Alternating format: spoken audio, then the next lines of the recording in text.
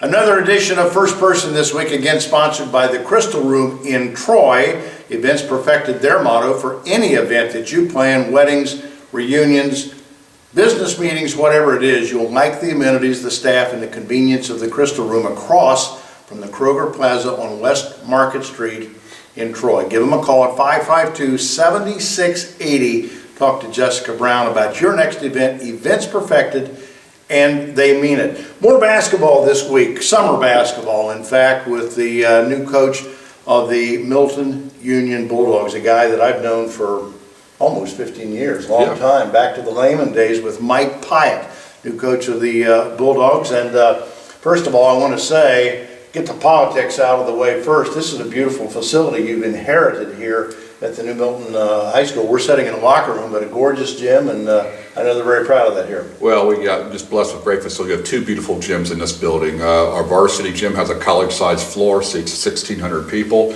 Our middle school, elementary school gym's a high school floor, seats 800. So we're really blessed. We have great facilities, and that's really important in building a program, because we have the availability to get on a court and get kids in the gym and get them better. Yeah, it is. You know, I know you for, as I mentioned, since the Lehman days, and I know since you left there, you've had the itch to get back into a head coaching job. This seems to me like an unusual place for you to scratch that itch, given the fact that the Southwest Buckeye League is not known for basketball. Milton-Union, as far as their program goes, been a long time between drinks of water here in terms of basketball success. Well, there's a couple things that really it made me feel good about this opportunity. And next, when you look at opportunities, you say, okay, I know they're down right there, but can I turn it around, or is there things I can overcome?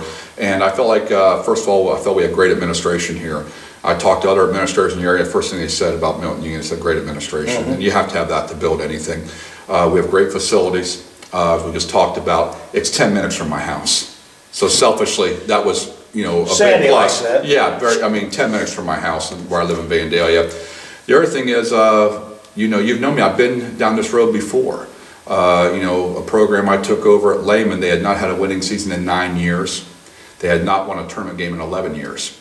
And in the third year, we were in the district final. So we're kind of facing the same thing here. The good news for us is we got really good kids.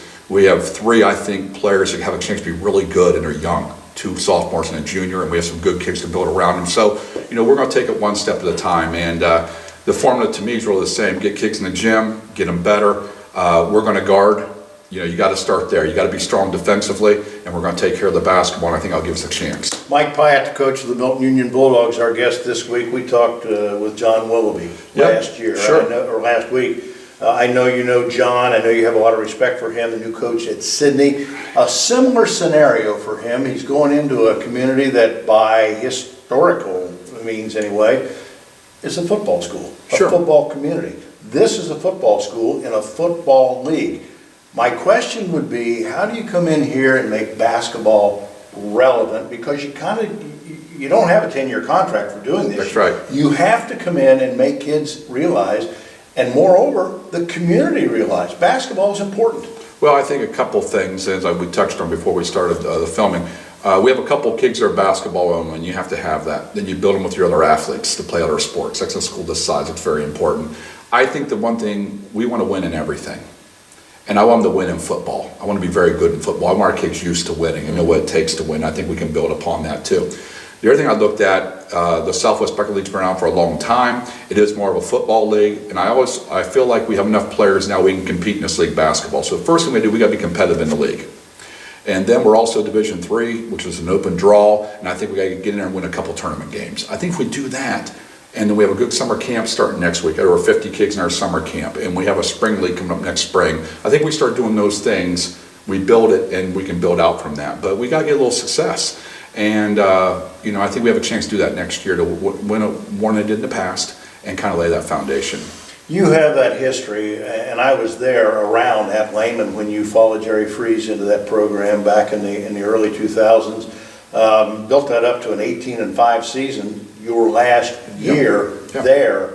What's the key to, again, building? Because I said a moment, you said, yeah, I got 3 good kids, but there's more than just kids anymore. You've got to sell the sizzle as much as you do the steak. Right. Well, I think the one thing, even last year where Milton-Union struggled a little bit, they had a very good crowds. The town supports this school, which is really, really good.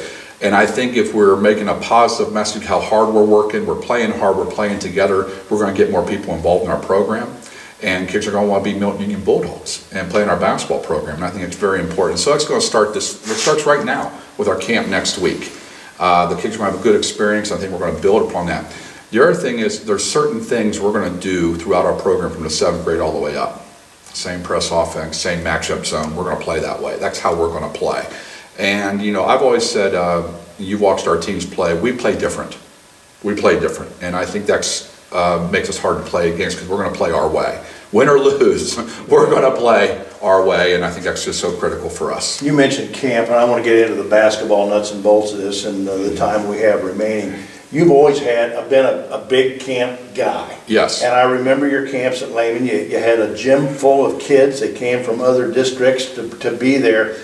For the standpoint of skills, which so many, and John and I talked about this last week, skills missing in basketball now. What are the most important things you can tell a young 7th grader, 8th grader coming in, son, here's what you got to do over the summer to make yourself relevant. Right. When you go back to your school, when you come back in here in October, November for winter practice, what do you tell kids, do this to be better in November? Well, you're exactly right. As a matter of fact, next week in camp, we have players from Piqua, Arcanum, Bradford, Troy, and Milton-Union kids. So I take it as a great respect from the area coaches. They think enough of me and our camp to send their kids here because we're going to get them better. I don't care where they go to school. You know that. We're going to make them better basketball players. The thing we talk about in camp, what we say all the time, you have to be able to pass, shoot, and dribble. Sounds pretty basic, doesn't it? But so many kids can't do those three things. If you can pass, shoot, and dribble, you can be a very good high school basketball player. And that doesn't matter if you're 6'4" or 5'6". So we started at the younger levels in our camp next week. We will be working on skills to be able to pass, shoot, and dribble. And I know that sounds very simplistic. Passing is a lost art.